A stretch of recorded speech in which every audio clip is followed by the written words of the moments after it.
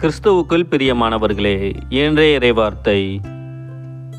இயேசு சீடர்களுக்கு ஆசி வழங்கி கொண்டிருந்த போதே அவர்களிடமிருந்து பிரிந்து விண்ணேற்றம் அடைந்தார். புனித லூக்கா எழுதிய நற்செய்தி 24ஆம் அதிகாரம் 46 முதல் 53 முடிய உள்ள வசனங்கள்.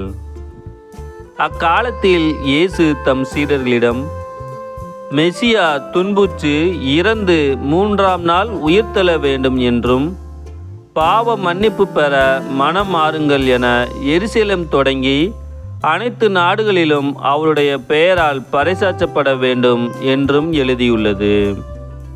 இவற்றுக்கு நீங்கள் சாட்சிகள்.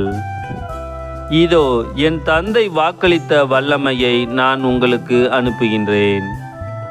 நீங்கள் உன்னதத்திலிருந்து வரும் அவ்வல்லமையால் ஆட்கொள்ளப்படும் வரை இந்நகரத்திலேயே இருங்கள் என்றார். பின்பு இயேசு பெத்தானியா வரை அவர்களை அழைத்து சென்று தம் கைகளை உயர்த்தி அவர்களுக்கு ஆசி வழங்கினார். அவர்களுக்கு ஆசி வழங்கி கொண்டிருந்த போதே அவர் அவர்களிடமிருந்து பிரிந்து விண்ணேற்றம் அடைந்தார். அவர்கள் அவரை வணங்கிவிட்டு பெருமகிழ்ச்சியோடு எருசலேம் திரும்பி சென்றார்கள். அவர்கள் கோவிலில் எப்போதும் கடவுளை போற்றியவாறு இருந்தார்கள்.